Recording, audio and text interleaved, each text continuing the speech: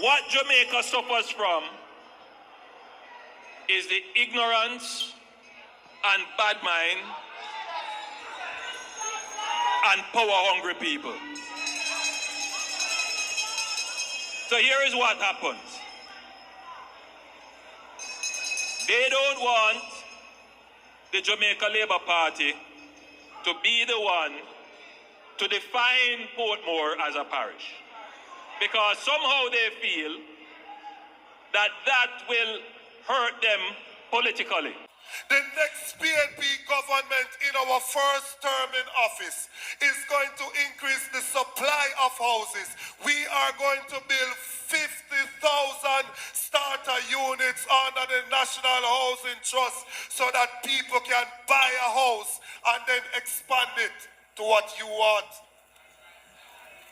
But God see I know me not sin upon the people of Jamaica. Me not trick the people of Jamaica. Me not go tell them lie to get them vote. I don't want to hear people say we done with that, we not ready. No go so. Vote no count yet. We need to deliver the victory.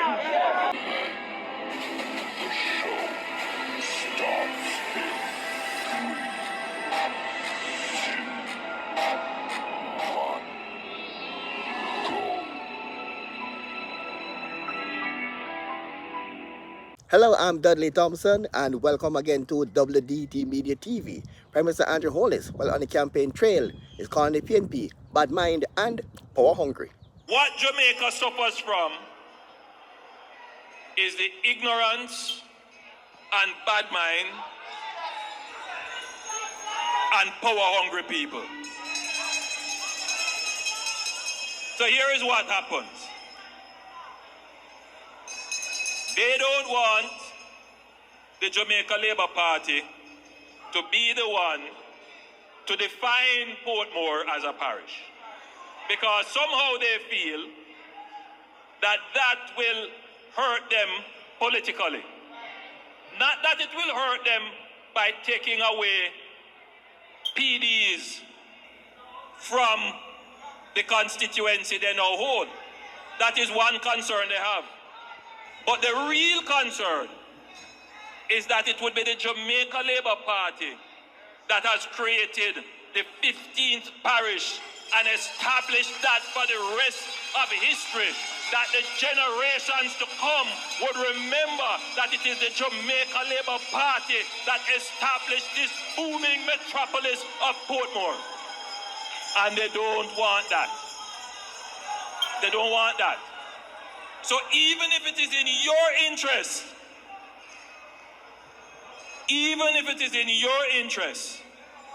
what the power-hungry PNP will do is use their bad mind mentality and play upon the ignorance of people. And they will use every instrument available to them to put an obstacle in your own progress because it doesn't match their political agenda. And that is why, Labourites, we must never sit back idly and comfortably when the PNP is on a mission for their own self-aggrandizement. We must be vocal. We must be loud. We must be militant against those who will use bad mind to influence ignorance against the interests of the people. Coming up to our 60th year of independence, a lot of the older leaders who retired started to talk about repatriating our sovereignty, and that Jamaica should move forthwith to become a republic.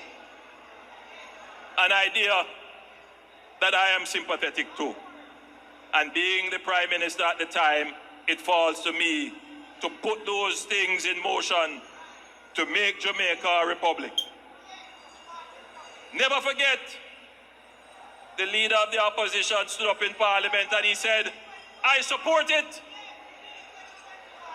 Yes, I believe we should move ahead forthwith because the support is on our side as well for Jamaica to become a republic. And I said, well, I have to take him at his word and put in place a process to move Jamaica towards becoming a republic. Only to hear after a long period of review and study and a report was prepared, only to hear that they changed their mind. They no longer want it. Now they say that they are going to tie it to the removal of the Privy Council, when that was never a part of the discussion. And we were very clear that these matters have to move in a process. You can't take what the PNP say because they only act in their convenience. So the dream of many Jamaicans of our country becoming a republic has been dashed at the altar of PNP selfishness. Primarily because they don't want the Jamaica Labour Party to be credited with making Jamaica the republic. They don't want that. Because they know that we would go down in the annals of history as a party that repatriated our sovereignty. They don't want that. So something that is in your interest, because it doesn't suit their interests, they don't do it. So that brings me now to ask you, who really wants change in the country? Who really wants to see change for the better in this country? And who is the party that is bringing change to Jamaica? Who is the party that is tangibly, really changing the landscape of Jamaica? Which political organization is changing Jamaica for the better? Dr. Dayton Campbell gave details of the PNP's housing plan if they were to be elected to office. The next PNP government in our first term in office is going to increase the supply of houses. We are going to build 50,000 starter units under the National Housing Trust so that people can buy a house and then expand it to what you want.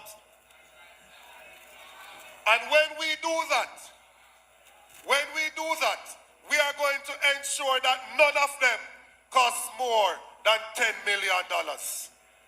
So you will be able to go out and buy your house for $10 million or less. And the cost of the land, we are going to discount the cost of the land. On average, the land cost is $2.5 to $3 million. We are going to take that out and you will get that free of charge. So immediately as you buy the house, you own some equity in the property. PNP leader Mark Golding bemoaned bad road conditions in northwest Clarendon. Today I have driven on some roads in this constituency. Some shockingly terrible roads. I feel sorry for my little Betsy, my little Prado. We have to traverse those deep potholes and ruts. So many children not going to school 5 days a week. One cause is the fact that them parents struggling to find lunch money. And although PATH provides some meals, many children who should be on PATH aren't eating on PATH. about the cost of transportation in rural Jamaica.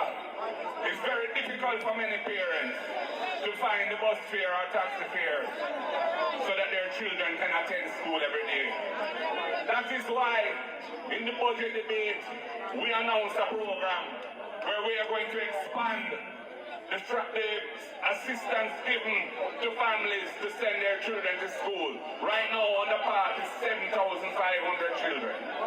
We are going to expand it to 20,000 children in the first instance and provide a weekly amount to help them.